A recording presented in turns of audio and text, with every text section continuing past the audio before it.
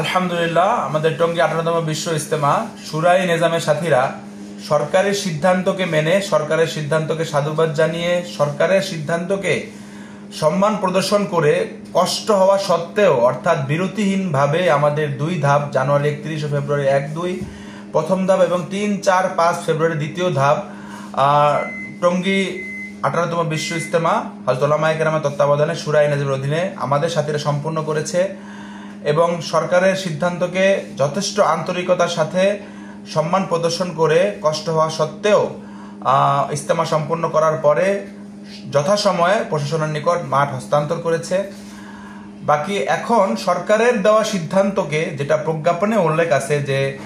এইবার 58তম বিশ্ব ইজতেমা যদি সাতপন্থীরা করে, যদিও সাতপন্থীদের নৈতিকভাবে দুইবার হামলার কারণে তাদের ইজতেমা করার অধিকার হারিয়ে ফেলেছে, তারপরেও সরকারের পক্ষ থেকে তাদেরকে একটি সুযোগ দেওয়া হয়েছে এবং প্রজ্ঞাপনে যেটা বলা হয়েছে যে এইবারই শেষ ইজতেমা, এর পরের বছর থেকে সাতপন্থীরা এইবার ইজতেমা করলে পরবর্তী বছর থেকে সাতপন্থীরা টঙ্গী ইজতেমা মাঠে আর ইজতেমা করবে না। এই সিদ্ধান্তের সাথে একমত পোষণ করলে তো সাতপন্থীরা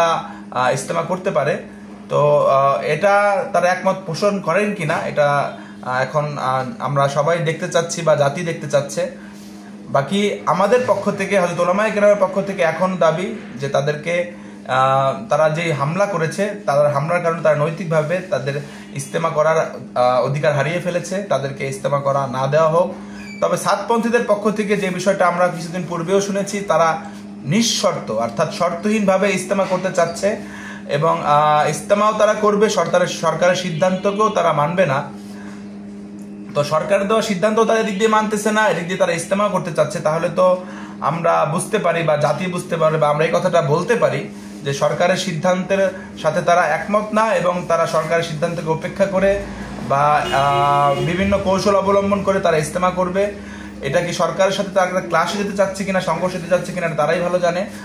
আমরা দোয়া করতেছি আল্লাহ তাআলা যেন দাওয়াত তাবলীগের এই মেহনতকে, যে প্রশ্নবিদ্ধ তারা করতেছে, যে ক্ষতবিক্ষত করতেছে, তাদের এক ব্যক্তিকে কেন্দ্র করে, এক আমিরকে তারা অনুসরণ করে দাওয়াত তাবলীগের মেহনতকে যে সমালোচনার একটা বিষয় বানিয়েছে, আল্লাহ তাআলা যেন এই বিষয় থেকে, তাদের হাত থেকে এই মেহনতকে হেফাজত করুক।